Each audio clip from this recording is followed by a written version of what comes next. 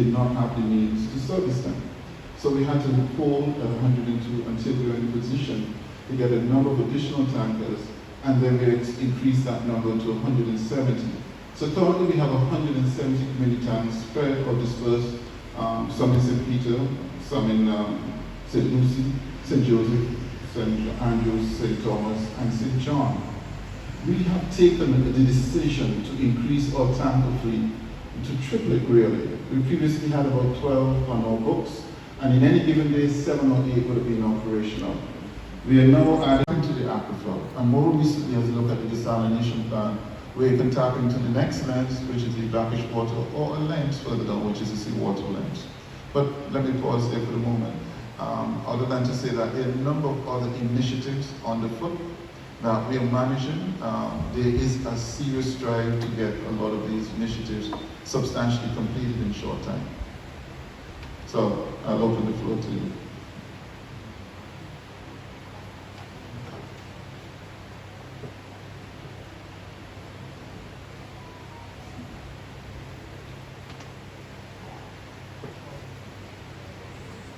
So you're asking, how does that impact me at the individual level? How does it impact St. Peter, I'm sorry.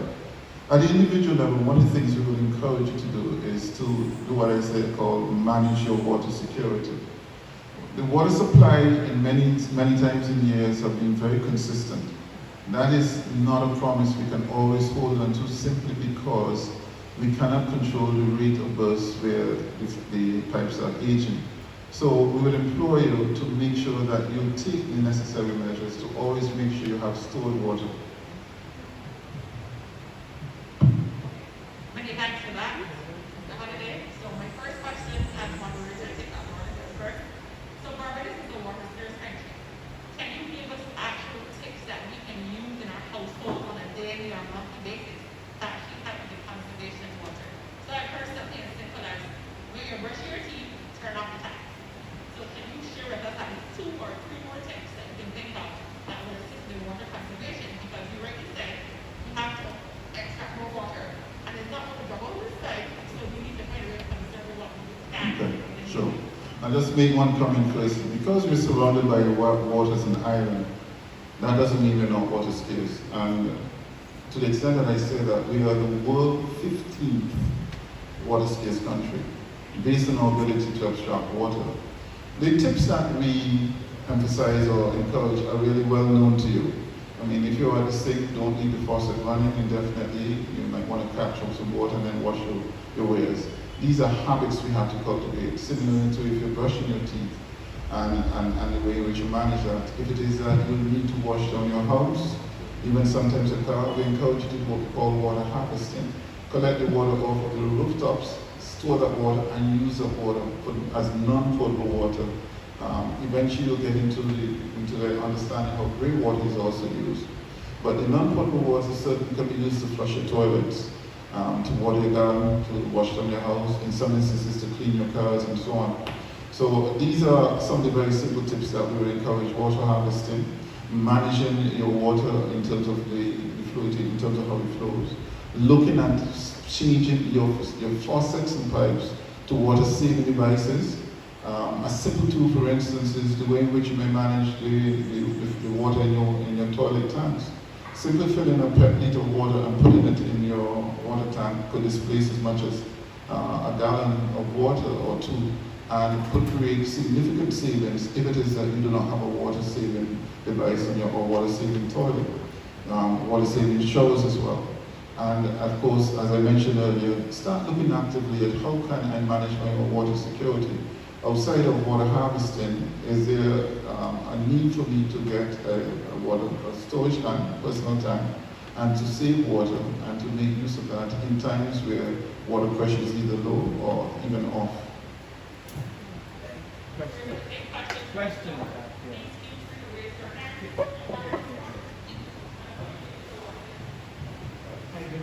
Good morning, everyone. Hi, good morning. I'm from 6th Bench, and we are having a situation with discoloration. We know that I want to know if it is safe for drinking that way because of the residue that we see in our sinks, in our water bottles, etc. And also, if that continues to be a problem over extended period of time. What can we do in terms of getting drinking water available? Because we know that a case of water of 24 can range from $15 to $30. That's a very good question, and that's a significant challenge before us. We're aware of it. When we test the water, and we test the water 200 times a week, and a number of sources and a number of delivery points, World Health Organization only asks us to test it 50 times a month.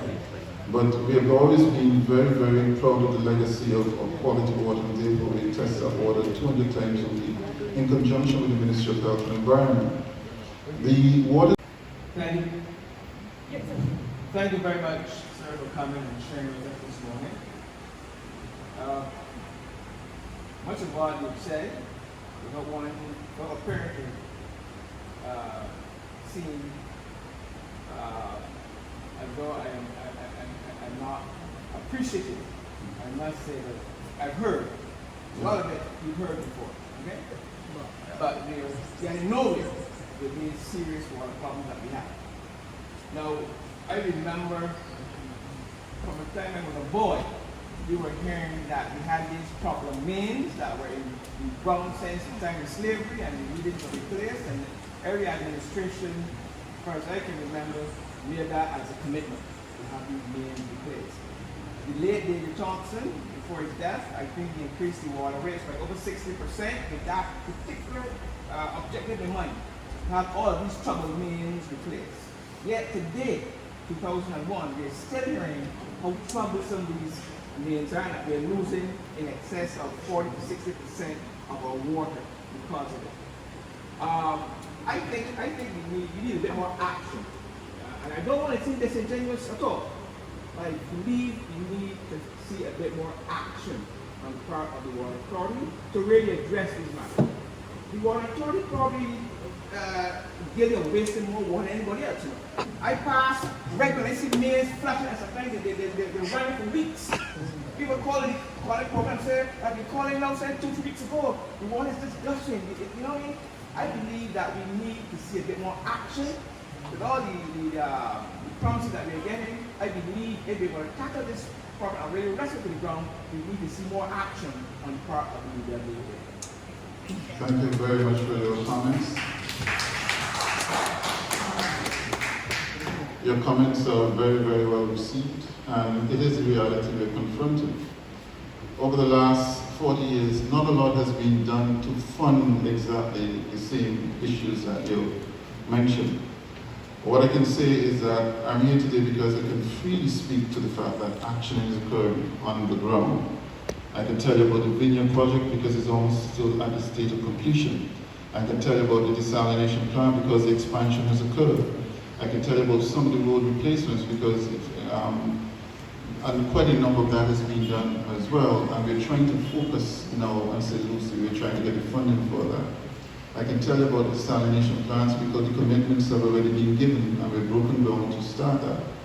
And I can continue. So whatever I speak to you today is what I know is happening. I don't want to blow up your sails, so to speak. I apologize, Reverend Hayes, if that's not appropriate for church, but what I'm saying is that whatever I'm telling you is what is happening right now. To the issue of broken mains, I agree with you.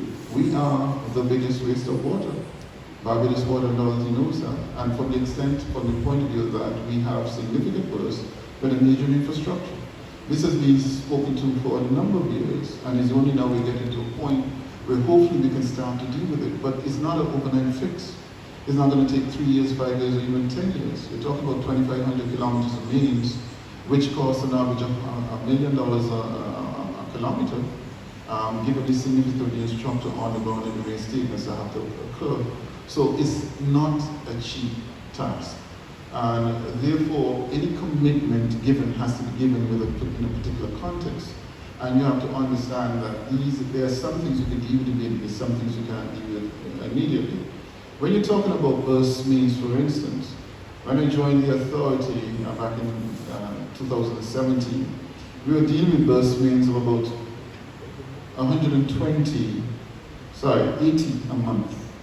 That has still since gone to about 130, and it's peaked at 150, 160. We're also dealing with what we call the smaller needs service bus that were about 700 a month, and that is now at about 1,600 a month.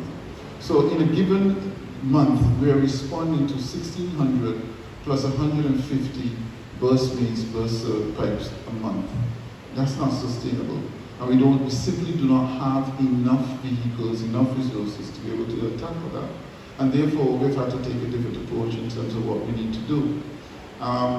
As well, because we're now at a stage where we must replace our vehicles, we've had a number of teams up in excess of 23.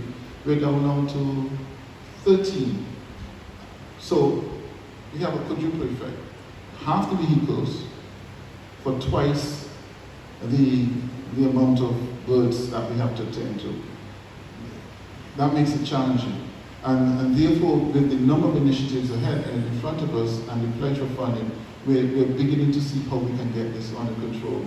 I can't step into that particular space to explain why is it over the years so many promises have been made, whether it's from administration to another, and nothing has been done.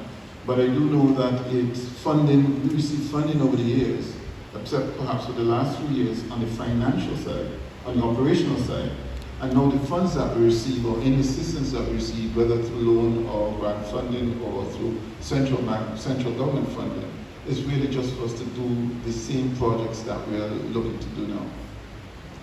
I hope that at least gives you a little bit of context. Halliday consideration being given to the reintroduction of the BWA's personal tank program from 2017. Okay, I think Ms. Steve might need to repeat that for me. Okay. So the question was essentially, has any consideration given to the reintroduction of the BWA personal tank program from 2017? Absolutely. What we're working on the documentation of the papers for that is now going down to our cabinet for them to officially look at, to see how we can get that in place. A part and parcel of that is really how do we help those who are most vulnerable in our society. So we're partnered with GCF as well, who will be giving us grant funding for us to be able to deliver a number of those tanks to those who are really vulnerable. And then on the other side, we will put in a program in place where you can continue to purchase personal tanks through us, and that payment will be attached to your water bill over a period of time, a reasonable period of time. So that is under very, very active consideration. In fact, is in the works. We regret that it's taken a while. There's some things that we needed to just iron out in terms of how do you actually implement this, because you have the issues of liability, warranty, contractors, and so on. And we want to make sure that it works the way it's intended to work. But I also want to let you know that the employees, there's something that needs to be done there. Because if I call to report a burst, and a week later, nothing is done, I don't see anyone, and I call again, and somebody says, well, you called already, we're calling back. I can't accept that. I have in recent time called to report, I don't know if it was a burst or a leak. I took a picture, I took a video of how the water was doing, and I told the lady I would send it, but then I ended up having to go as far as XTC to get a result. Because nobody was coming. They took my number, nobody was calling. My neighbors were calling also. Nothing is happening. I mean, somebody parents called and said, well, we're having challenges or something. Nobody's calling, but the water's wasting. And then I'm not getting enough water in at me because the pressure there is low. I called to report a burst. It was like, probably instead of a hairpin, I mean, you could barely see the water coming out. So I called to report 2 things at the same time. Somebody came and fixed the water at City Region. But nothing was even said about the name, which was just changed. I could not get into my driveway. I mean, I could have gone in. Let me say that, I could have gone in. But when I got home the evening, I realized the level of the road seemed to have been dropping. a lot to go. So for more than a week, I could not get into my driveway. But they were careful, they all sat could not get out. And nobody was responding. So this had to go as far as, I had to go as far as I could see to get movement there. All right. But I'll just deal with 3 of the points. One, we've actually increased our customer service space for response because we know we get a lot of calls coming in as well, and we're looking at some form of app to start dealing with that. We do record customer interactions, so whenever we have complaints like that, we can check the recordings and see how that conversation actually went, so that we can address any improper customer service. But if that is the kind of response to that, I'll just say I apologize. I'm not going to deliberate the point right now. The priority, the response that we have in place for burst mains, burst leaks, whatever the case may be, leaks or whatever the case may be, we do that on a priority basis. And if we're getting about 1,500, 1,650 or whatever the case may be, we tend to deal with the ones that are of critical importance firstly. A burst main which is significant, those always get the attention. We try to get those resolved within 24 hours. The services, such as what you would encounter, particularly if it was a fracture, a hairline fracture initially, that may not regrettably rank very high on the priority list, but at some point in time we try to attend to it. Based on what you've said to me, you mentioned 2 issues, and one which was deterioration. And that brings me to the 3rd point, which is reinstatement. Dealing with repairs and responses to that, and even mains that have started, roads that have started to deteriorate either because of water, mains burst, or whatever the case may be. We've had to actually put that out to tender so that we can actually work with a number of construction firms who will now start to repair the roads after us. We did try to do it before. It's simply not a core service. We don't have enough resources to respond to that. And we did try to work it through with the Ministry of Works. We are now in the Ministry of Transportation Works and Water Resources, but the volume is still tremendous. And therefore, we are now at the point where we're putting that out to tender. We put it out to tender, and we're at the point where we're looking to engage 1 or 2 firms to actually come behind us immediately within a set time and do all of the necessary repairs. But again, I apologize. We have a close relationship with the FTC. We explain to them everything that's going on. And if you did write the FTC and they did write us, we would have responded to them specifically as well. We are still engaging in discussion with the FTC concerning some of those standards and trying to make sure that not only can we achieve those standards, but the standards are also realistic. Thank you. Halliday, this was an opportunity that we was looking forward to. Sir, you seem to have come prepared and you've answered most of the questions that were on my flowchart paper. Because the questions that I had, you sort of presented in your presentation, you answered them. But I have a personal issue. I have maintenance, changing 5 filters every 2 months. This is a white filter here. It's 2 months. This is $1,100 in filters every 2 months. It's fully engineered, and they said the mains were flushed. This is the 20th of November 2019. Still today is the same issue. And I'm looking forward to the disaster on my Colleton, and we hope with the expectation that this situation will be managed soon. And my question to you, how can I be refunded for $1,100 every 2 months? Thanks. Your situation is not unique at all. We have that in several areas. It is something that we've been actively looking at. It is a challenge. I'm not sure we're going to resolve it, so I'm not going to try to respond with a specific respect, sorry, answer right now, because I don't want to speak incorrectly.